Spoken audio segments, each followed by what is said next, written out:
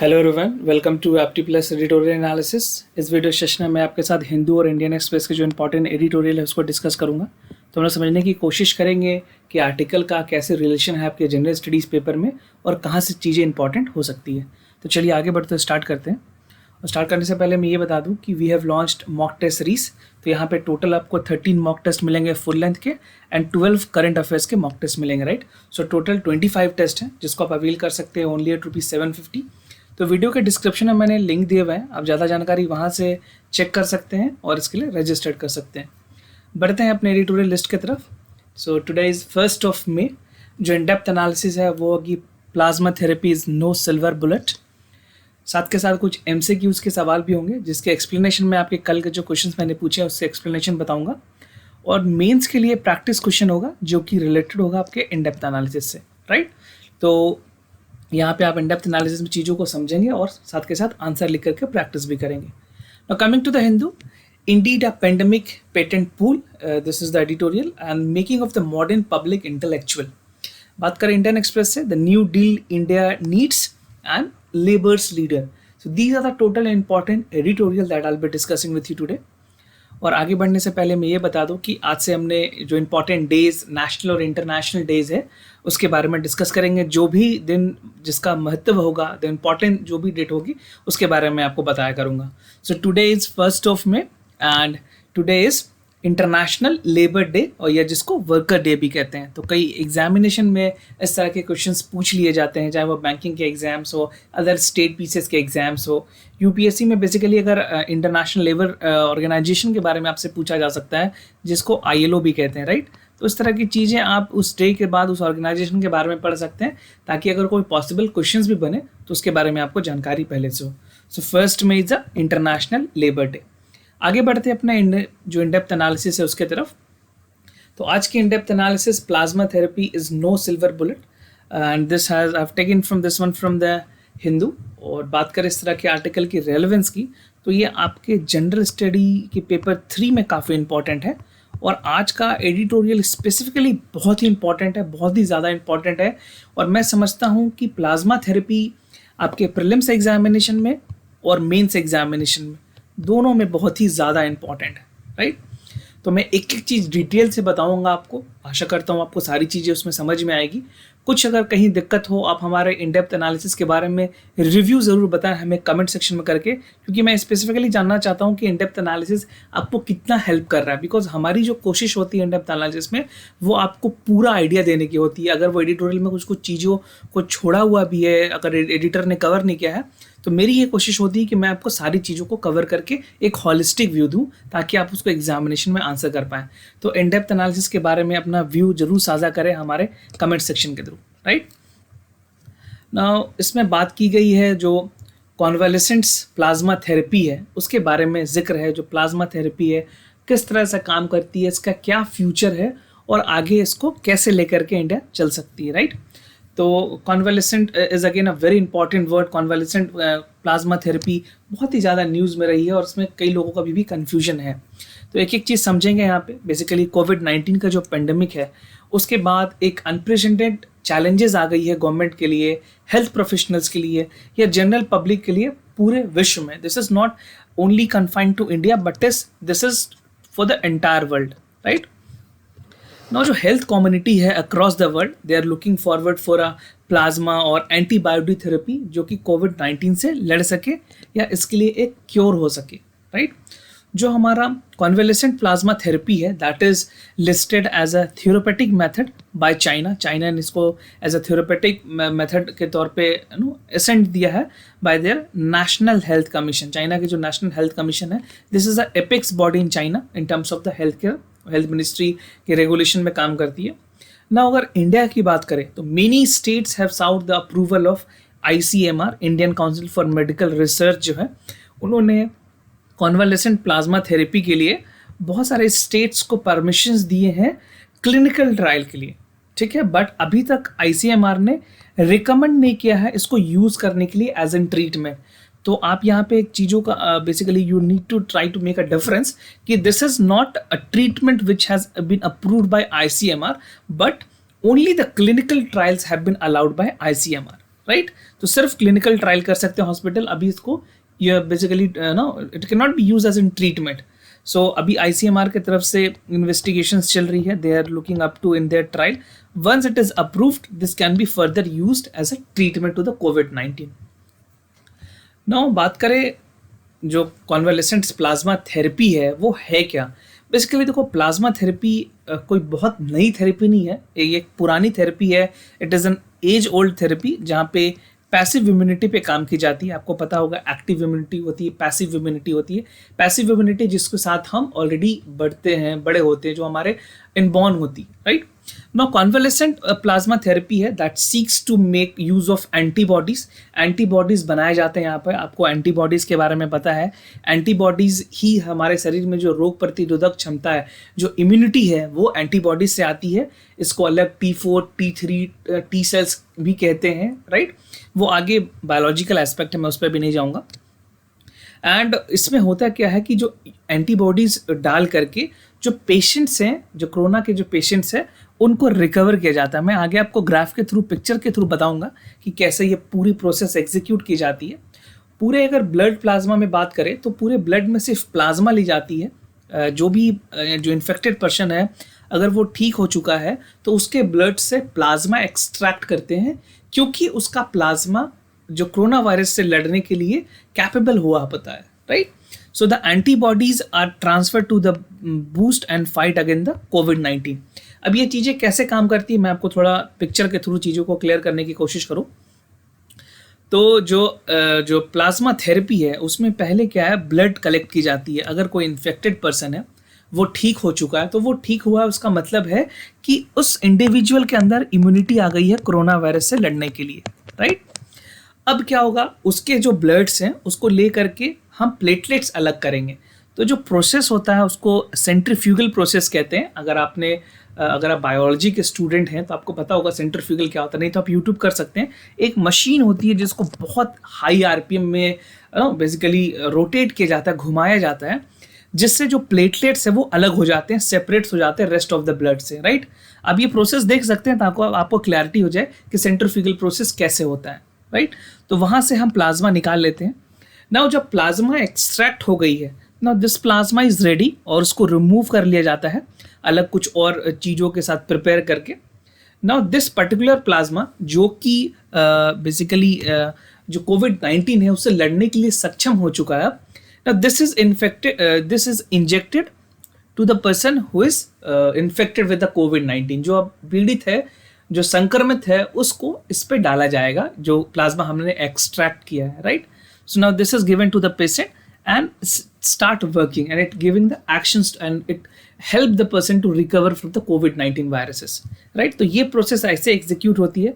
उससे पहले आपके दिमाग में कुछ और चीज़ें कन्फ्यूजन हो रही होगी कि प्लाज्मा है क्या, कैसे काम करती है। तो वैसे मैं नॉन साइंस स्टूडेंट्स के लिए बेसिकली ये चीज़ों को इंक्लूड किया हूँ। बाकी जो साइंस के बच्चे हैं वो उनको ये सारी चीज़ें पता होगी।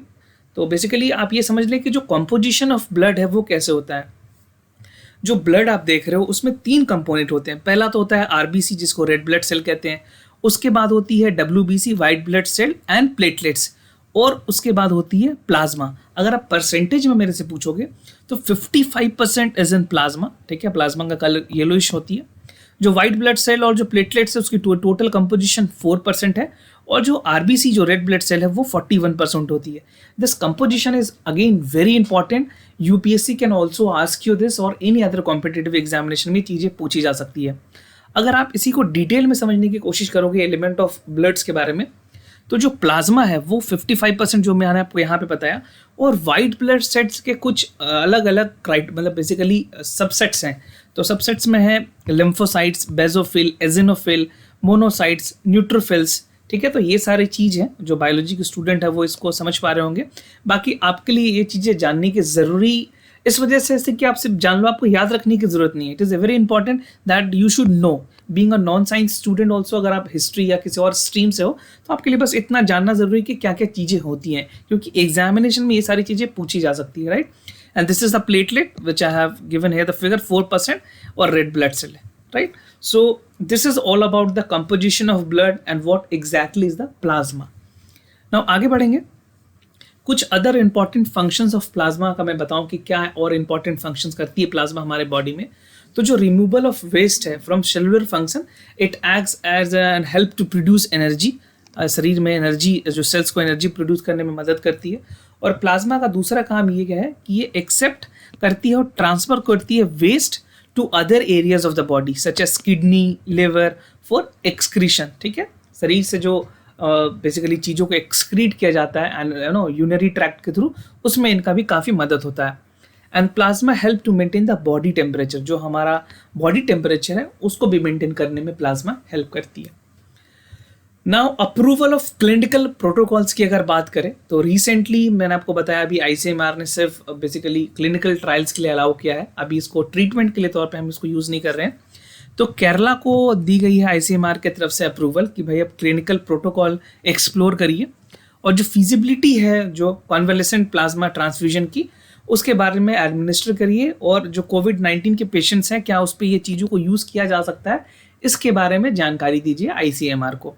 So everything can only be approved, can only be used as in treatment when ICMR give its approval. Now 4 और ऐसे पेशेंट्स हैं जिनको अहमदाबाद में भी बेसिकली स्टडी किया जा रहा है 20 और हॉस्पिटल्स में, और लोगों को भी इंक्लूड किया जाएगा इसमें। बेसिकली अगर बात करें फॉरेन कंट्रीज में, तो इंग्लैंड में भी ऑलमोस्ट 800 लोग ऐसे हैं जिन पे अभी वैक्सीन्स भी ट्राई की जा रही है, राइट। तो this is what all about the plasma protocol and approval part is concern. ना बात करें क्या रिस्क इन्वॉल्व है इस थेरेपी से। देखो, हर साइंटिफिक में जो वैक्सीन है या चीज़ें हैं उनके नेगेटिव फॉलआउट्स भी हैं। तो जो नेगेटिव्स की बात करें कि जो ट्रांसफ़र ऑफ ब्लड सब्सटेंसेस हैं, वहाँ पे जो ट्रांसफ्यूजन टेक प्लेस करती है, उससे कुछ जो रिस्क है वो है इन्फेक्शन हो सकता है। So infection can be transfer to the patient, ये खतरा रहता है first. And second, it affects the immune system, जो हमारी रोग प्रतिरोधक क्षमता है, जो सिस्टम है उसमें जो एंटीबॉडी है उसकी जो एडमिनिस्ट्रेशन है वो एंड करती है suppression of the natural immune responses. जो नेचुरल रिस्पॉन्सेज आती है बॉडी की तरफ से, उसको किसी भी तरह से दबाया जा सकता है या उसके नेगेटिव फॉलोआउट भी हो सकते हैं। Now this will leave COVID-19 patient vulnerable to the subsequent reinfections, right. अगर चीज़ें सही से काम नहीं की तो वहाँ पे री इन्फेक्शन का खतरा भी बढ़ सकता है। So this is the risk which is involved with the plasma therapy. Now coming to the need for more research की अगर बात करें, अभी यहाँ पे और ज़्यादा रिसर्च करने की ज़रूरत है। तो देयर इज अ इम्पॉर्टेंट की जो मेथिकल एथिक्स है उसमें सबसे पहले जो सबसे मेन पॉइंट है that do not harm anyone, right, it should not harm anyone.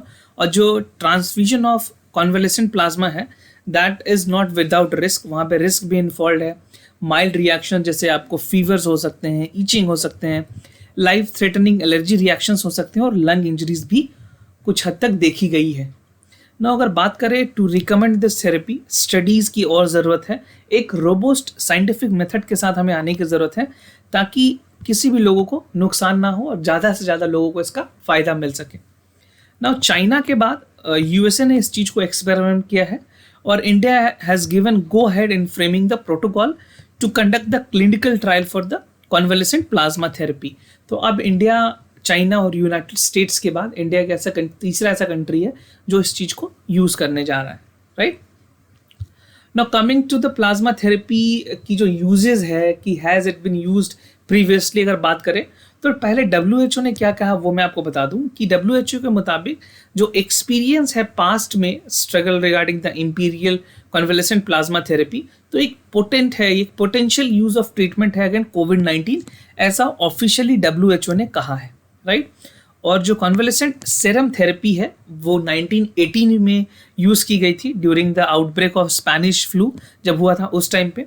फिर रिसेंट में 2005 में इसको सार्स, जो सीवियर एक्यूट रेस्पिरेटरी सिंड्रोम्स हैं, वहाँ पे इसकी यूजेस देखी गई। Now according to the medical journal Lancet, आपको लैंसेट के बारे में पता होगा, वर्ल्ड की सबसे बेस्ट मेडिकल रिपोर्ट्स ये करते हैं, सबसे अच्छी मैगजीन मानी जाती है वर्ल्ड वाइड।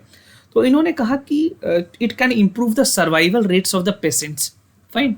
और इन 2019 it was again used for H1N1, जो इन्फ्लुएंजा जो वायरस है वहाँ पे, और इबोला में भी इसको यूज़ किया गया है। साथ के साथ MERS जो मिडिल ईस्ट रेस्पिरेटरी सिंड्रोम्स है, वहाँ पे भी कई लोगों में इसको यूज़ की गई थी। नाउ अदर सीरियस आउटब्रेक्स की अगर बात करें तो थेरेपी जैसे सार्स मैंने आपको बताया, और मीजल्स, HIV, ह्यूमन इम्यूनोवायरस, पोलियो और मम्स में भी इसके जो इफेक्ट हैं, जो प्लाज्मा थेरेपी है वो काफ़ी ज़्यादा इफेक्टिव है और पॉजिटिव रही है, राइट।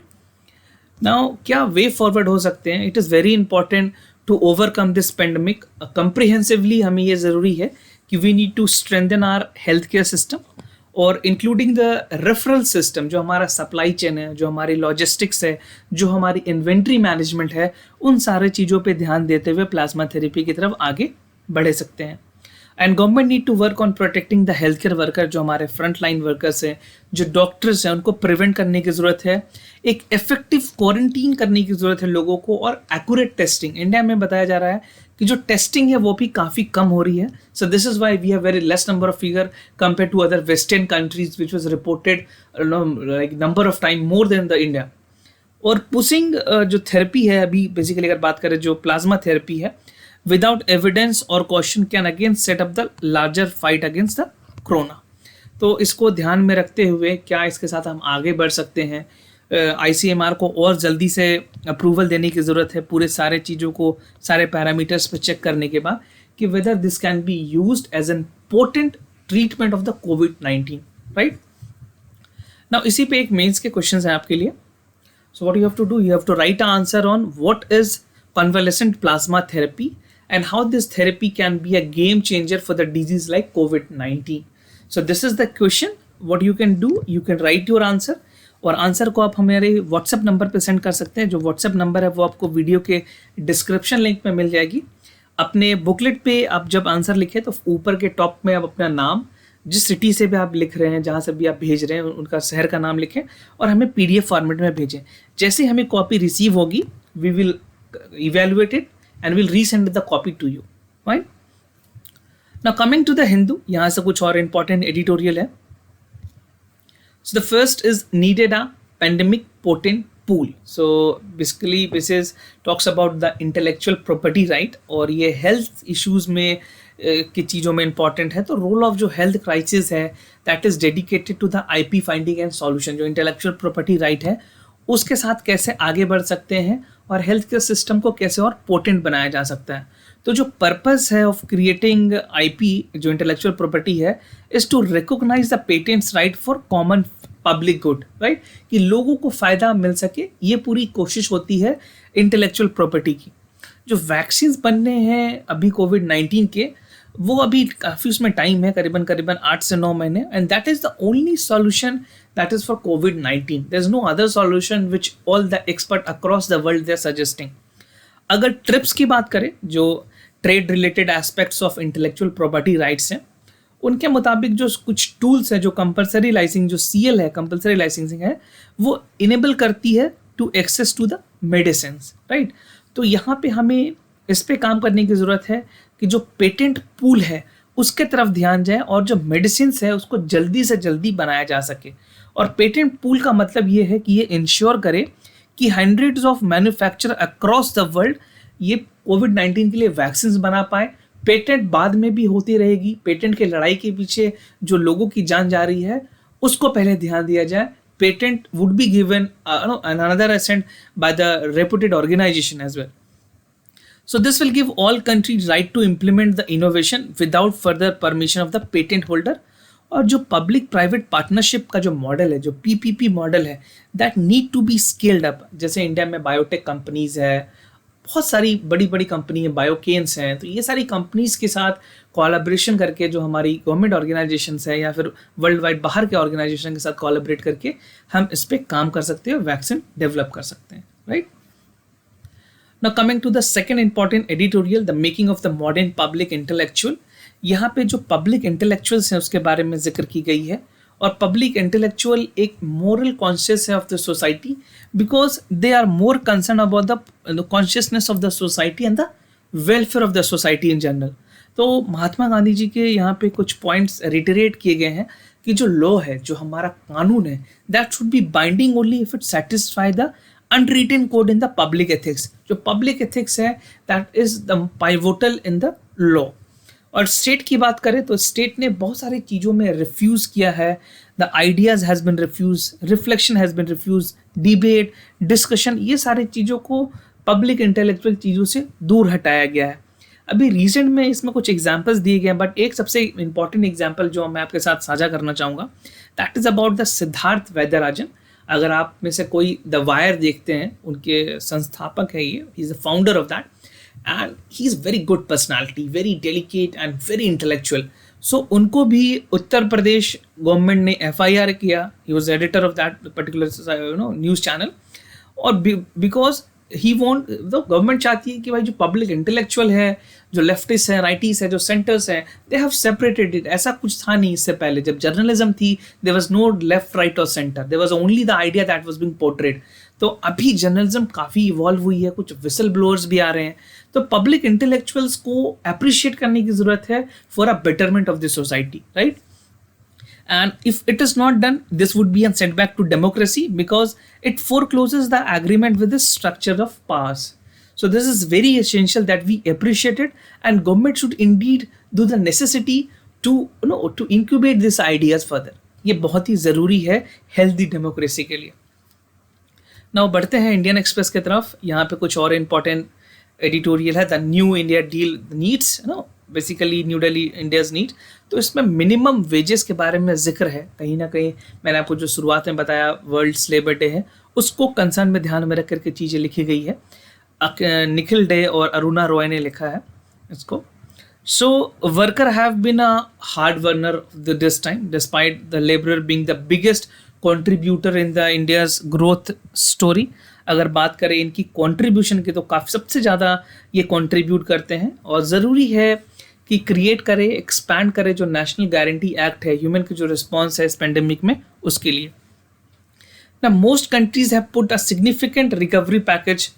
बहुत सारे जो वेस्टर्न कंट्रीज हैं उन्होंने ऑलमोस्ट 10% ऑफ देयर GDP का खर्च किया है बेसिकली रिकवरी पैकेजेस में। लेकिन इंडिया की बात करें तो India has only spend 1% of their GDP, जहाँ पे दूसरे देश 1% के आसपास भी, हमारे क्लोज टू 1% है, पूरा 1% भी नहीं हमने किया है, और जो दूसरे देश है वो 10% के आसपास खर्च कर रहे हैं। तो यहाँ पे ज़रूरी है कि सरकार रिलीफ पैकेज इतना लेकर के आए कि रियल टाइम में लोगों को इसका फ़ायदा मिले। और जो एक्सिस्टिंग एंटाइटलमेंट्स हैं, जो मनरेगा के अंदर जो बेनिफिट्स हैं, that must be guaranteed on demand. जो डिमांड के मुताबिक उनको, अगर वो चाहते हैं काम करने के लिए, तो उनको काम मुहैया कराई जानी चाहिए। अगर महाराष्ट्र की बात करें, जो मनरेगा था उससे पहले महाराष्ट्र ने एम्प्लॉयमेंट गारंटी लॉ पास किया था, जहाँ पे the number of days, number of the people were not restricted, there were no restriction on that, they can work as long as they want. तो उसके बाद इसी एक्ट के तर्ज पे सरकार ने नरेगा लाया, जिसको अभी मनरेगा कहते हैं, 30 साल के बाद। इससे पहले ऑलरेडी महाराष्ट्र में इस तरह की चीज़ें ऑपरेटिव थी। तो ये वाली पॉइंट बहुत इंपॉर्टेंट है, अगर आप मेंस में लिखोगे तो ये सारी चीज़ें ज़रूर वहाँ पे नोट करना। Now the existing entitlements under the मनरेगा need to be taken very seriously, और जो पार्टिसिपेशंस है वो बढ़ाने की ज़रूरत है। डिस्ट्रिक्ट एडमिनिस्ट्रेशन को ऑटोनॉमी देने की ज़रूरत है, ताकि वो ज़्यादा से ज़्यादा लोगों को मनरेगा के अंदर ला सके और नए प्रोजेक्ट्स को शुरू कर सके। Now coming to the second important editorial, labour leaders. Basically यहाँ पे अगर बात करें तो जो इंटरनेशनल लेबर डे है उसके बारे में जिक्र है, और BR अम्बेडकर, जो basically is known as one of the excellent man who worked for the social security, उनके बारे में जिक्र है। तो अम्बेडकर साहब ने फोर्स किया था टू प्लीड लिविंग वेजेस हैं उसके लिए, एक decent quality of life and freedom for the peasants, right. जो ऑनगोइंग फाइट चल रही है कोविड-19 की, that has brought temporary hardship including every worker. और BR अम्बेडकर ने इंडिपेंडेंट लेबर पार्टी फॉर्म की थी 1936 में, जो एक कम्प्रिहेंसिव प्रोग्राम थी to meet the need and grievances of the landless, poor tenants, agriculturist and workers. उसके बाद इन्होंने खुद Indian trade union bill pass किया था 8 नवंबर 1943 को, that was compelled by the year as acknowledge the trade unions.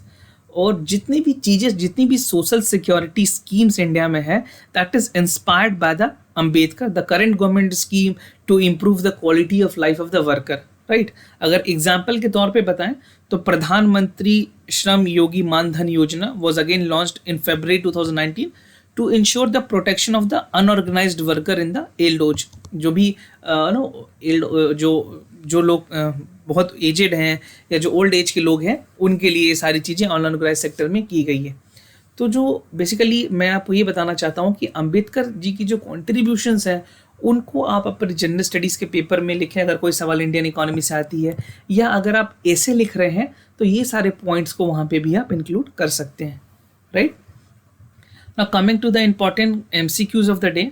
तो MCQs स्टार्ट करने से पहले कल के जो आंसर्स है वो मैं आपको बता दूँ, डिस्कस कर लेते हैं उसको। सो द फर्स्ट क्वेश्चन जो मैंने आपसे पूछा था कि बेसिकली जो नमस्ते पोर्टल है उसको लेकर के, उसके करेक्ट आंसर है सी। तो Ayush, ministry of Ayush has developed the national Ayurvedic morbidity codes, comprehensive classification of the disease described in Ayurveda as a standard Ayurveda terminology, right? And this has been available through the National Ayush Morbidity and Standard Terminology electronic portal, जिसको नमस्ते portal भी कहते हैं, developed by the Ministry of Ayush. Now second question जो कि appropriation bill से regarding थी, इसका करेक्ट आंसर है बी। फर्स्ट आंसर इनकरेक्ट है, जिसमें appropriation bill deal with the expense side while the financial bill deal with the income. और जो डिफरेंस है ऑफ द बिल आप यहाँ से पढ़ सकते हैं कि one of the most basics between the two bills is that appropriation deals with the expensive side, जो मैंने आपको बताया यहाँ वाले यहाँ। और दूसरा कि other major is that both bill in the houses in the parliament and amount to the mention of the finances bill, however there is no amendment moved to pass in the case of the appropriation bill। तो ये जो detail explanation है वो आप यहाँ से पढ़ सकते हैं, ताकि अगर अप्रोप्रिएशन या फिनांस बिल पे कोई भी और दूसरे सवाल आए तो इस कंटेंट एक्सप्लेनेशन से आपको उसकी मदद मिले, राइट। ना बढ़ते हैं आज के क्वेश्चंस की तरफ। तो जो पहला सवाल है वो है मॉडर्न हिस्ट्री से। तो आपको बताना है which of the following was or were responsible for strengthening the social reform in India during the 19th century. So emergence of the new economic forces, spread of the education और impact of the western ideas. So ये सारी चीज़ें मैंने 12th के NCERT से ली है और कुछ जो स्पेक्ट्रम है उससे चीज़ें को लिया गया है, राइट। तो करेक्ट आंसर आप बता सकते हैं 1 and 2, 2 and 3, 2 only और 1, 2 and 3, both of all of them, right। तो जो भी आपको लगता है करेक्ट आंसर है वो आप पार्टिसिपेट करके हमें कमेंट सेक्शन में ज़रूर बताएं। Now the second question, which of the following states have recorded the highest number of tigers dead outside the tiger reserve as per the recent report of the National Tiger Conservation Authority NTCA। ये current affair के सवाल है, तो आपको बताना है इसमें correct answer कौन सा है। कर्नाटका, महाराष्ट्र, मध्य प्रदेश और Gujarat. This is again the easy question, but this type of questions become tricky if you have not read the current affairs. तो इसका आंसर ज़रूर हमें कमेंट सेक्शन में करके आप बता सकते हैं।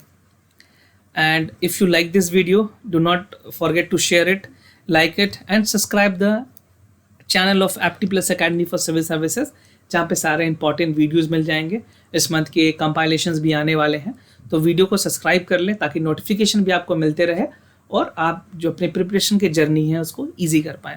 टेलीग्राम चैनल से कुछ इंपॉर्टेंट PDFs डाउनलोड कर पाएंगे और क्विजेज में भी आप पार्टिसिपेट कर सकते हैं, right. And I sincerely thank you for listening to this video. अगर कोई भी कंसर्न हो तो हमें ज़रूर बताएं, will be more than happy to assist you. For time being I am signing off, wish you all the best, stay home, stay safe, thank you.